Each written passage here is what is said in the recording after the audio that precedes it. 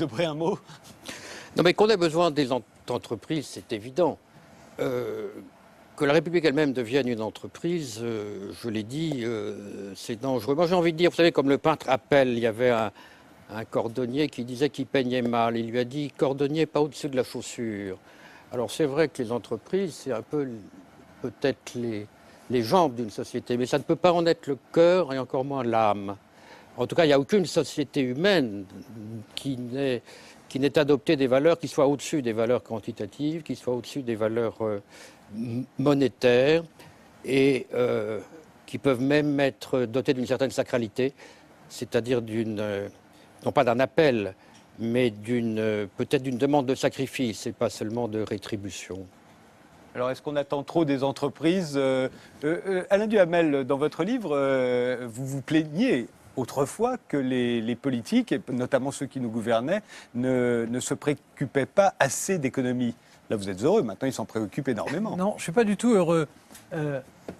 Avant, ils partaient dans l'ensemble, il y avait des exceptions, mais ils partaient dans l'ensemble de l'idée que le pouvoir, la politique, la souveraineté, la direction de la nation appartenaient aux politiques et que les chefs d'entreprise étaient censés leur obéir. Et en les regardant de près, c'est ce que j'observais effectivement.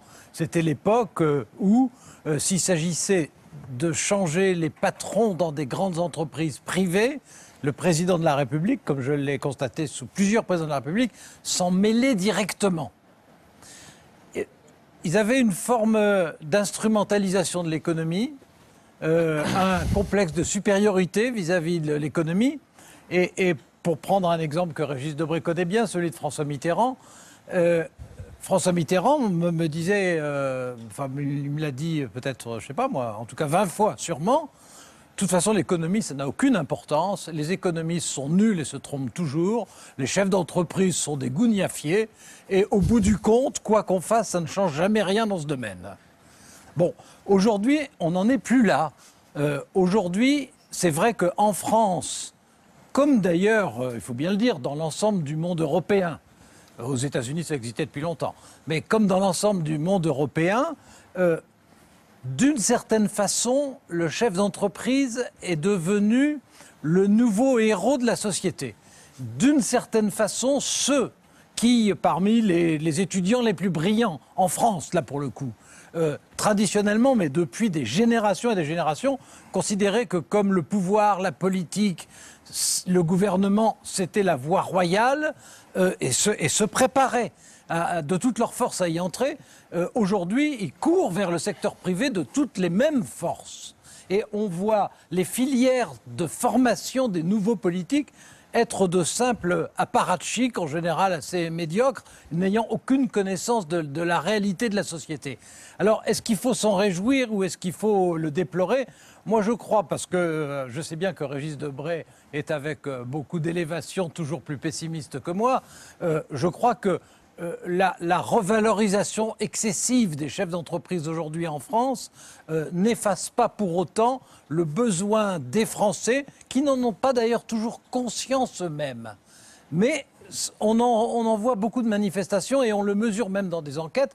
On a néanmoins besoin de quelque chose qui soit très au-dessus des entreprises. Ça n'est pas du mépris vis-à-vis des entreprises, mais c'est le fait que ce qui est le ressort même d'une société, ce qui est son âme, ce qui est son objectif, ce qui est son avenir, c'est évidemment ce qui unit les citoyens au-delà des entreprises.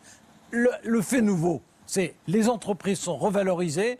Le fait classique, c'est de toute façon, il faut bien le dire, la plupart des dirigeants de la gauche et aussi beaucoup d'électeurs de gauche n'aiment pas les entreprises, continuent à ne pas les aimer, et on peut même dire ne les comprennent pas, en tout cas les ignorent. Alors une des choses, et j'en termine, une des choses qui m'a toujours fasciné chez les parlementaires que je rencontre, j'en rencontre quand même quelques dizaines chaque année, c'est que ceux de droite considèrent que les entreprises sont d'une certaine manière les saints de la société parce que ce sont les entreprises, et que les gens de gauche, par un espèce de mécanisme pavlovien, comme celui des élus de la droite, considèrent que les entreprises parce que ce sont les entreprises, sont les démons de la société. Et la réalité, c'est qu'on a l'impression, quand on en parle avec eux, que ni les uns ni les autres, non seulement n'y comprennent rien, mais n'y connaissent rien.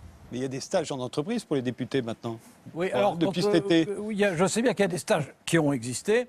Il y a même un ancien ministre de la production industrielle qui fait un stage d'1 mois dans un établissement au demeurant excellent. Il y en a même pour les écoliers. Il y en a même pour les écoliers dès la classe de 3e. Absolument. Des stages en entreprise. Mais bon, pour les écoliers qu'on essaye de leur apprendre les différentes dimensions de la société, et je veux dire, pour moi, leur apprendre ce qu'est une entreprise, c'est aussi nécessaire que leur apprendre ce qui est, à mes yeux, indispensable, comme à vos yeux, l'histoire des religions. Bon, donc je pense que ça fait partie de ce qu'on doit apprendre aux écoliers. Alors, le plus tôt étant le mieux. Est-ce que En revanche, l'entreprise les est la nouvelle entreprises- religion? Écoutez, en tout cas, moi, ce L'opium qui m'amuse, comme j'imagine, ça amuse une grande partie de la France, c'est de voir Arnaud Montebourg, qui a été ministre, Ben, on va le voir tout de suite. bon, d'ailleurs. et qui fait un stage d'1 mois pour apprendre ce qu'il croit être les recettes d'un grand chef d'entreprise. Si ça s'apprenait en 1 mois, ça se saurait. Et si ça s'apprend après avoir été ministre de tutelle, ça se saurait aussi. On voit tout de Il suite. vaut mieux l'apprendre avant.